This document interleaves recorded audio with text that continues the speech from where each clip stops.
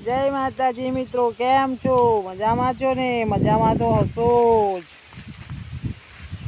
आजे बो दिवसे पाछो मैं आजे वीडियो बनावुं छुं। वीडियो तो बनावुं छुं पण फेसनो वीडियो नहीं बनावती। आजे मने थयुं के लाय हूँ वीडियो बनावुं। तो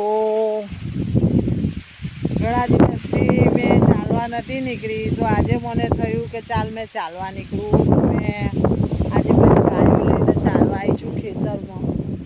કેટલા વખતથી બહુ તાપ હતો એટલે હું સાંજે ચાલવા જતી હતી।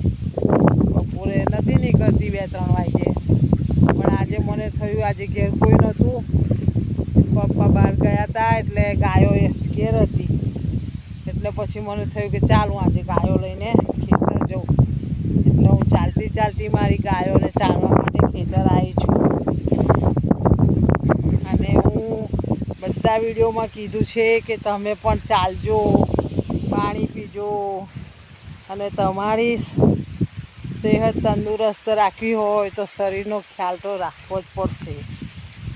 ખબર પડી બધાને આજકાલ દવા દારૂ ચાલુ થઈ ગઈ છે, કમ કે લોકો પોતાની શરીરની કાળજી રાખતા નહીં અને બેઠા બેઠે છે, કંઈ કામ કરતા નહીં, ચાલતા નહીં, કંઈ નહીં। એટલે આપણે થોડી વાર ફ્રી થઈએ તો એમ તેમ કોઈની વાતોમાં કે એમ તેમ ના બેસીએ, ના જઈએ, ના આવીએ ને આપણે આપણું કામ કરીએ। આપણે આપણા શરીરનો ખ્યાલ રાખીએ। થોડી વાર આપણને કલાક અડધો કલાક ટાઈમ મળે, જેવું કે ટાઈમ ના મળે એવું તો હોય જ ના। ટાઈમ તો બધાને જ મળે। કામ કરીએ તો ઘરમાં બધું જ કામ હોય, પણ ટાઈમ કાઢવો હોય તો ટાઈમ કઢાય જ, એવું નહીં કે ટાઈમ ના કઢાય।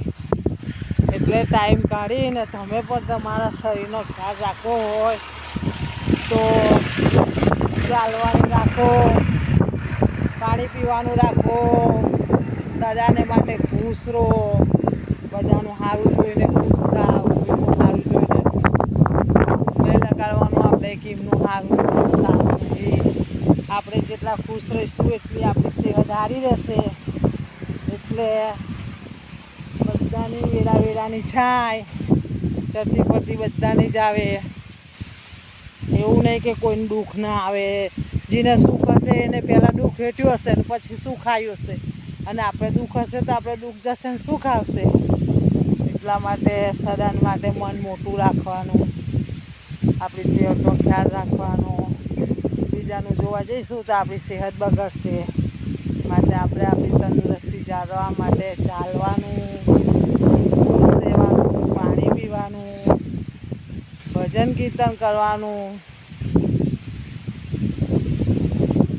આ બધું જ કરવાનું। જો આપણે 50 વર્ષની ઉપરની ઉંમરની થઈ ગયા હોય અને દવા ગોળી ના લેવી હોય તો આપણે આપણું મન એકદમ પ્રફુલ્લિત રાખવાનું।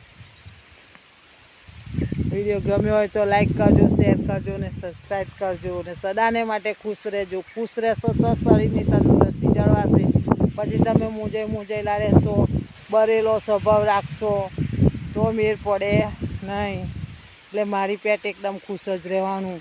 જો મેં ખેતરમાં ગાયો ચારવા આવી છું તો પણ ખુશ જ છું ને, એટલે ખુશ જ રહેવાનું। આવજો, જય માતાજી।